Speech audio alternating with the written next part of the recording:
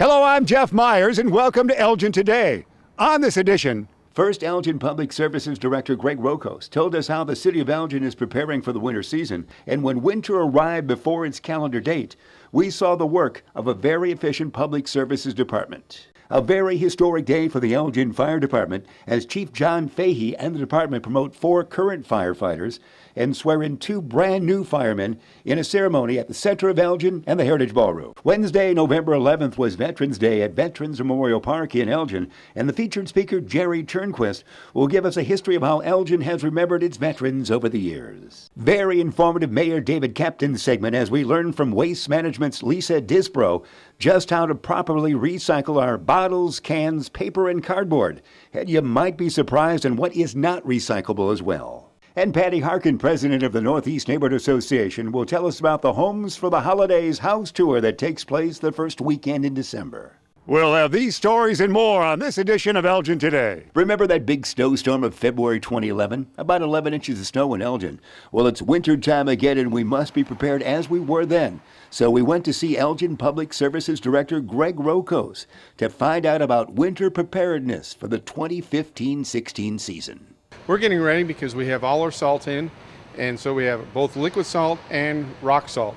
So both of them are all in, everything's ready to go. All our trucks are equipped, the plows are all ready to go, and all equipment's been checked. The trucks are all in great shape. We run with 23 trucks. We also have 2 trucks that just strictly do de-icing, so they're just shooting liquid on the ground. And we also have what we call the Beast, which is a motor grader that goes out if the snow gets really, really heavy. The Beast was well known in that storm of 2011 before your time, but the Beast really saved Elgin in that harsh storm. Absolutely. It's a great piece of equipment that when the snow gets very deep, that it can actually plow out snow that's 4 or 5 feet deep. That's incredible. Now, this is your second winter in Elgin, is that right? That's correct. And last year, how was that? Was it a harsh winter? Was it something different for you? I would say it was a pretty normal winter for around here, and I think we were out about 20 different times, and and we handled the snow very well. How big a crew do you have? Well, we use 23 people per shift, and we run 2 12-hour shifts, so we normally use about 46 people plowing, and then we also have people who do hand shoveling downtown to clear the sidewalks. Elgin's a big city. You talk about taking care of all the streets. How many miles are we talking about? We have about 350 center lane miles of road. That's a lot, isn't it? It's a lot of miles. You got to stay. You stay in the modern day. You can stay ahead of the storms, can't you? We try to stay ahead of storms by seeing what's coming toward us, and then if the weather allows us, we go ahead and we pre-treat streets, and so that means we're throwing liquid salt down. And what liquid salt does is prevent the snow and ice from bonding to the pavement. It makes it easier to plow it up. And when you say liquid salt, is that beet juice? Well, it's a mixture of 3 different things. One is beet juice, one is calcium chloride, and one is salt brine. And that's been created in recent years, and Elgin was an early city with that. Right, and it's something that's new and it's being used and still being refined every year and trying to find better ways to use it. Yeah, we have beet juice here, and beet juice basically works by the sugar that's in the juice reacts with the salt, and it makes it work better. Right, it allows you to put it down in colder temperatures and allows the salt to actually work better and longer. Salt, how much will we go through in an average year? Average year, about 8,000 tons. And how much do we have ready right now? About 14,000 tons. So we're ready for an abnormal winter. That can run out for certain communities, but Elgin always seems to be well supplied. Well, you always have to anticipate how you're doing throughout the year and use salts in moderation to make sure you make it through the year if you need to. Average citizen, how do they prepare for winter in your mind?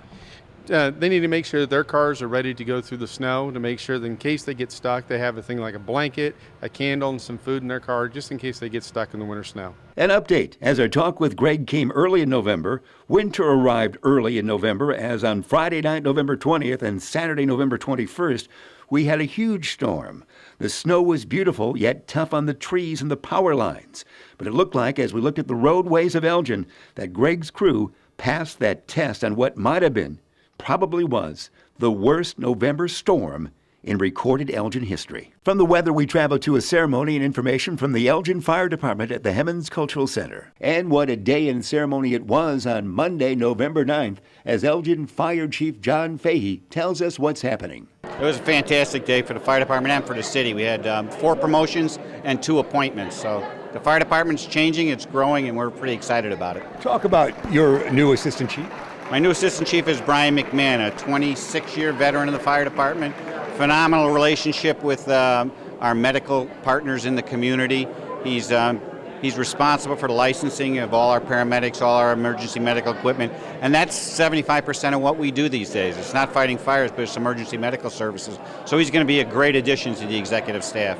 Your retiring assistant chief had a great career. He did. A good friend of mine, Tim Moroder, 29 and a little over 29 and a half years, retired, second grandchild born. Did a great job. He was a mentor of men, and a lot of the people that are being promoted here today are being promoted by mentoring from Tim Moroder. Mitch Whalen, quite a story. Yeah, Mitch Whalen. His father was my lieutenant when I was a young paramedic here. His uncle, killed on the river right behind us, gave his life in the line of duty. And to see him get promoted and be pinned with his dad's badge is quite exciting and a bit emotional for me. Fire department's so close to their 150th year, are they not? We sure are. In January of 2017, we'll be 150 years old, and that's a great accomplishment, and it's a great history, and we're going to celebrate that history in 2017, Jeff. And remarkably, your two new firefighters sworn in today, 424, 425. That's all you've had in all those years. That's it, and about 2 firefighters a year, 2.5 firefighters a year, it adds up to 424 firefighters. So not a lot of men and women get to do this for a living.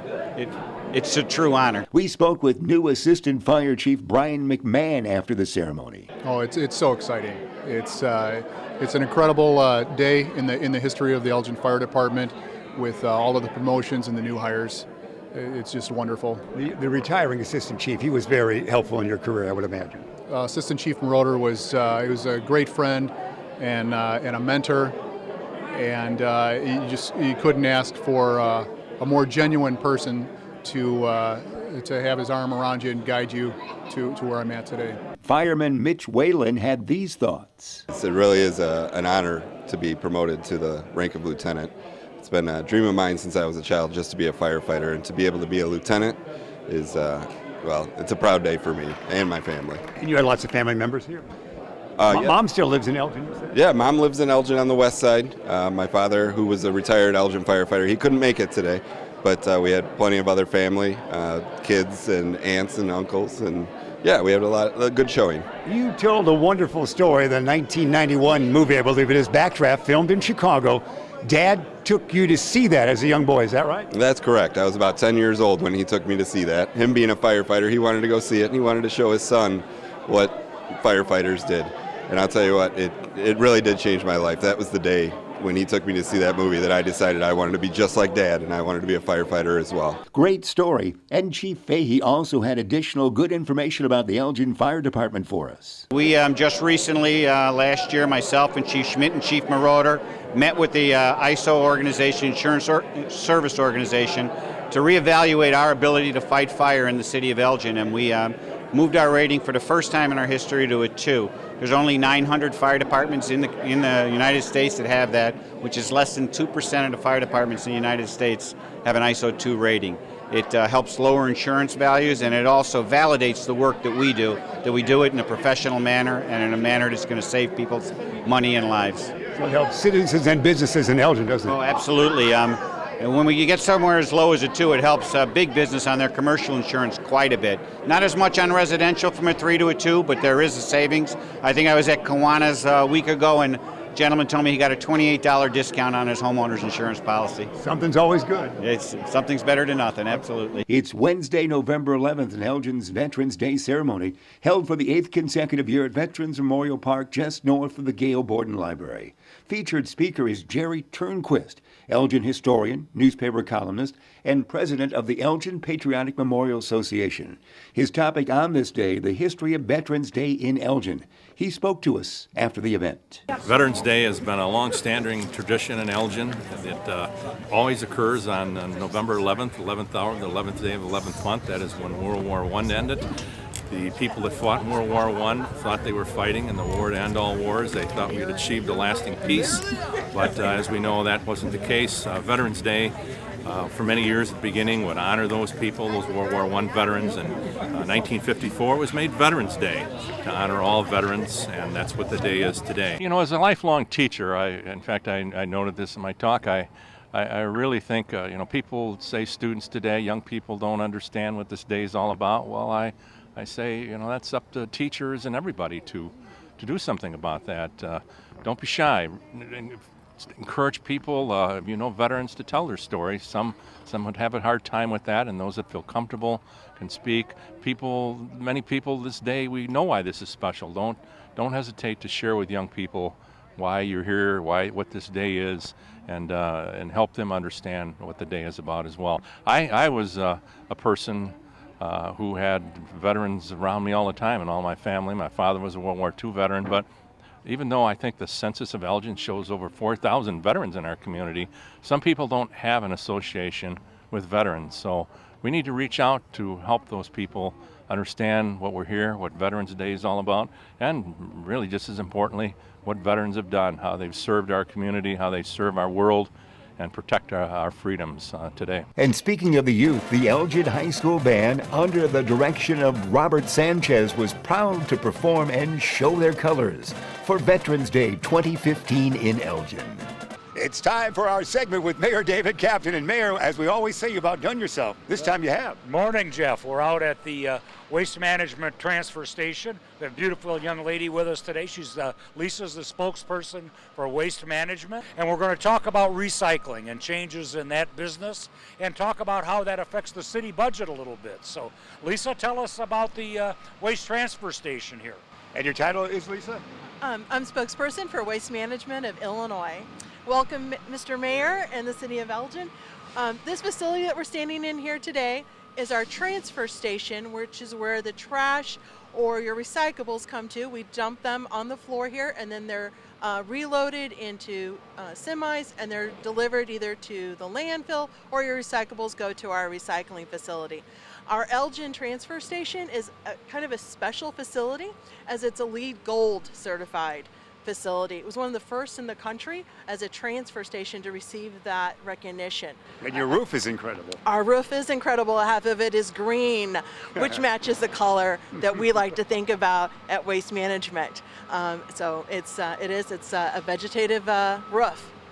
Well, we appreciate you being out here. We've got so many things to talk about today, Mayor. Yeah, we do. And the world's changing, and one of the issues that we all face is how to deal with our surplus of stuff. Yeah. And the things that we gather as human beings, and we're standing in front of a pile of it, and this is from a recycle truck, and some of the things here are not recyclable. In fact, quite a bit, over 40% of the material in this pile is not recyclable. Part of our goal in the city of Elgin is to keep costs down. If we don't do this efficiently, our costs are going to continue to go up.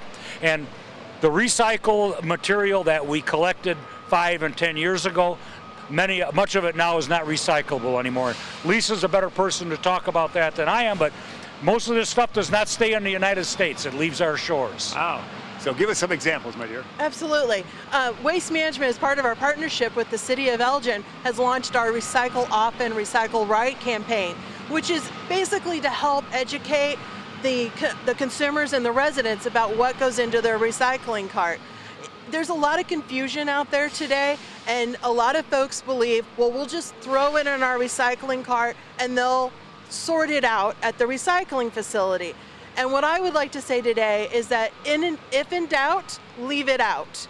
Put it in your trash container. For example, a lot of the items that we see here in our recyclable pile behind us, we have a television set, not acceptable in the curbside program. We also have carpet, we have pizza boxes are allowed if they're clean. We don't want the food residue. Food and liquids are an example of contamination in the recycling stream. Moisture is considered contamination. So as we go into the winter months, I remind folks to keep your cart lids closed. Keep the rain and snow out of your recycling container if possible. Also, amazingly enough, if you're recycling with the blue container here in town, you shouldn't even bag anything. That is correct. No one hardly knows that. No, that is, I think a lot of us have a tendency, just because it's easier in our home, that we put the recyclables in a bag and then we carry them out to the cart and we throw the whole bag into the recycling cart. We ask our customers to keep your recyclables loose. When it comes into the recycling facility and they're bagged, it looks like trash. And then we're also trying to struggle if we can even open the the white kitchen garbage bags that a lot of folks might use for their recycling. Please do not do that. Keep them loose. So newspapers, bottles, everything you use along those lines. That's right. To keep it simple, we tell everyone to recycle their bottles, cans, and paper, and that includes your cardboard. No food, no liquids, and no plastic bags. And if the bottles, we should have like a peanut butter jar. We probably should clean that out before we put it. It would be great if you would rinse that out, because again, food's considered contamination in this stream. So, rinse out the bottles and cans, and then put it in your recycling cart. That's incredible, Mayor, isn't it? It is, and it's when you think about the amount of waste that we generate as just a family in our city, the cost is pretty high. We're over $12 a month per household, and we're one of the cheapest in the area. So I think it's all to our advantage. We always talk about how government should save money. One way that government saves money is by the homeowners helping us do that. Mm-hmm. And this is one way that we can certainly do it. Our contract with Waste Management is going to go out about 10 years. Mm-hmm. And every year we're going to make an adjustment that's based on inflation. But we also have to make adjustments as how do we get rid of the waste, what is waste for us, and that in the long run will pay us dividends. And the better we are as a city and a community in being efficient in what we recycle, the better our price will be years down the road. So it's very important for us to start paying attention to that, and that's why we're having this campaign through the city of Elgin as to what's going to be recyclable and what we should be doing. And the city site also helps. Yes, exactly. And I think it's important to know that everybody thinks, well, this stuff stays local. Well, it doesn't. A lot of the material that's recycled is shipped to China, reformatted, reused, made into different products. They ship it back to us. Wow. So I don't get to travel to China, but my garbage does. Yeah, your recycling does. See, a good example is the cardboard boxes. Everybody likes to order online these days, so we receive a lot of cardboard boxes at home. We can put those in our recycling, and through the end markets and so forth, they get shipped back to China, filled with more goods for us to purchase. Should we tear them up? Yes, please. Break them down, flatten them, and put them with your recycling cart or in the recycling cart. What about old clothes? Old clothes should be taken back to a charity facility that actually accepts clothing. No clothing, videotapes, garden hoses. Those are just some of the examples. Another of what's not acceptable in your recycling cart. Another example, we receive yard waste or pumpkins this time of year come in the recycling cart. Please put the yard waste in the yard waste container and put the pumpkin either with the yard waste or in your trash. So many things to remember, Mayor. Exactly, and some of the things that we see behind us here, there's a television set, there's a plastic lawn chair, there's a container that used to hold oil that can't be recycled as well. And I think that if you see things on there that say it's a hazardous waste or a pesticide containers and things like that should go disposed of in a different way. They shouldn't be going in the recycle. They can't be handled there. I saw one of your old suits back there. They probably did. I don't have any old ones. I wear them all. That's right. Again, the key would be for folks to really, because we recycle so much or try to just make sure we're just putting them individually in the blue container. That's right. Keep your recyclables loose, and remember, if in doubt, put it in the trash rather than in the recycling. What has happened over the years is that the contamination rate has drifted.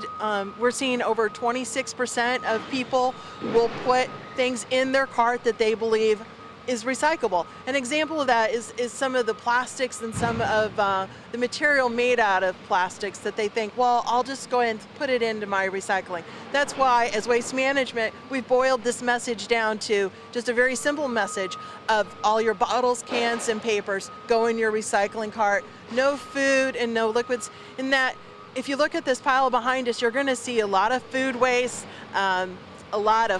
we've got flowers in here, and that contributes to the over 40% contamination that we see here in the community of Elgin. And that's why, as a partner with the city, we're launching our Recycle Often, Recycle Right campaign.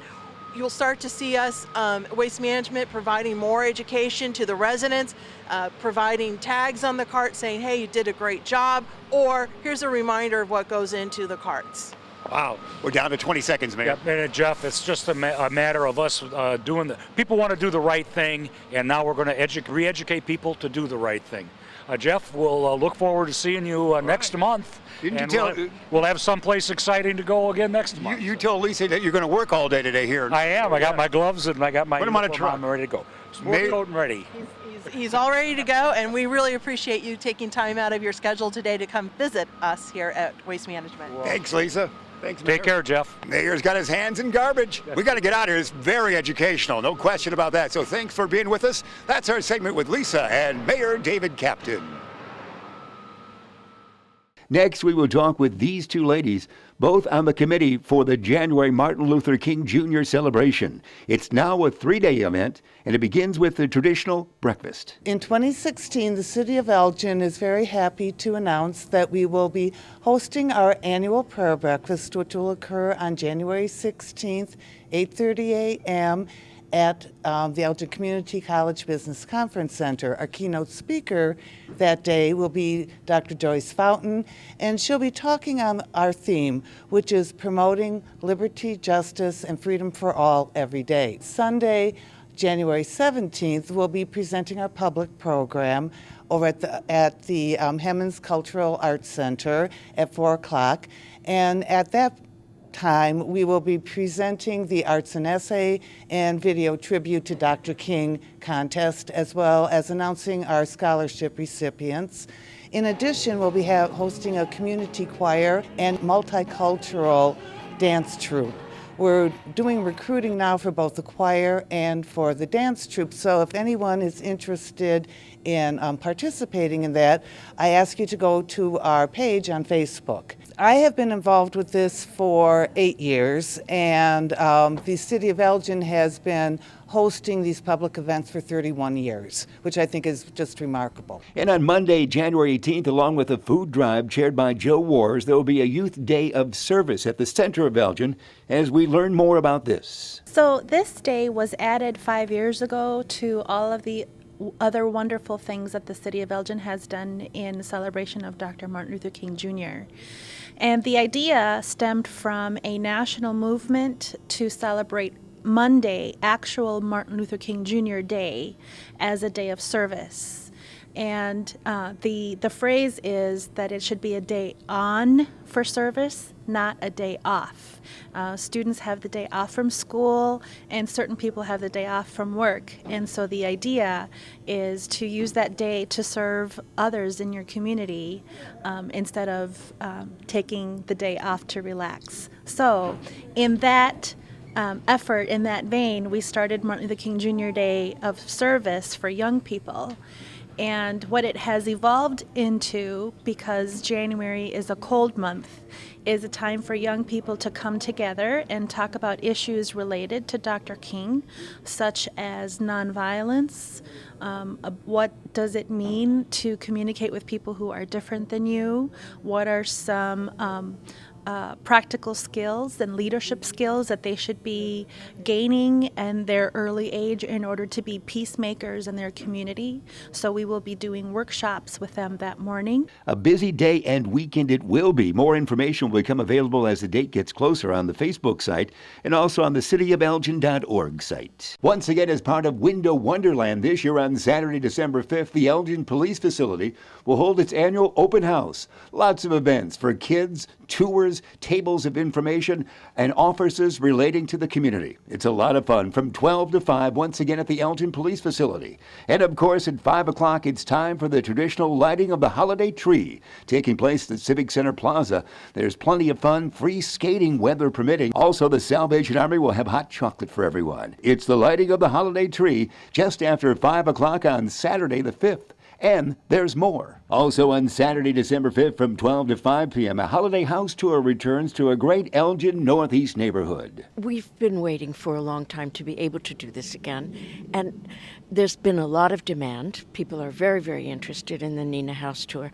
So we're bringing it back this year bigger and better than ever. We have 8 houses, a warming house, and a craft house, and they're right around us, behind us. And the house behind us is a great history, and it's a beauty. It is. It's a beautiful house. This house belongs to Heidi Schroeder, and it was built in 1892.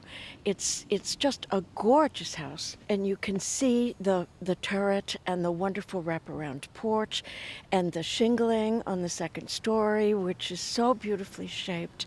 This is really one of the finest examples of Nina's architecture, although we have quite a few more. We have two more houses that I can see right here that are going to be on the tour, the one at 177 Lincoln, right to my right, and another one at 821.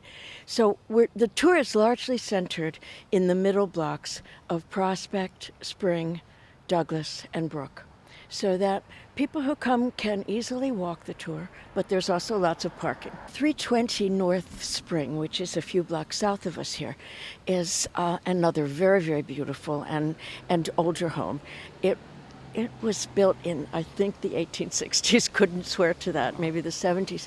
It's an Italianate style, and the homeowner Chrissy Palermo has done a great deal of work, incredible amount of work actually, including hand stripping the wood inside, and she's helped to restore staircases and balustrades and banisters, etc. It's an amazing house. Ticket prices day of the event, $20, $15 for age 65 and older. More information can be found on www.ninaofelgin.org. And there's a Home for the Holidays musical review that will have 4 performances Friday and Saturday night at 8 o'clock, December 4th and 5th, 2 and 6 p.m. on Sunday, December 6th. $20 tickets in advance. It will take place at the Elgin Art Showcase, 8th floor of the Professional Building, 164 Division Street. They have a website, homefortheholidays.show, for tickets. The musical is inspired by the classic films Holiday Inn and White Christmas. The crowds seem to get bigger every year for the Elgin Sports Hall of Fame since they moved their induction ceremonies to the Heritage Ballroom back in 2011. This year's group of 5 inductees was very impressive. Michael Bondi, St. Edward class of 1996, a 2-time IHSA state wrestling champion. Teddy Johnson, class of 1997 for the Larkin Royals, who went on to star at Northwestern in football. Mark Mickelson, 1961 class for Elgin High School, for a great swimming and coaching career. Rick Short, class of 91 for Larkin, played Major League Baseball for the Washington Nationals and hit .400. Had a great career in Japan as well. And Sherrick Simpson, basketball great for the Royals, and class of 1993, and he talks about that great Larkin squad. My senior season, when we're actually only lost 1 conference game that year, that really says something about the Upstate 8 at that time, because there were a lot of good teams, and to go 15-1 and win the conference, it was big for us. And then, to piggyback off of that to get all-area player of the year that year, it was a special year for me. You can view all the acceptance speeches on the Elgin Sports Hall of Fame video site,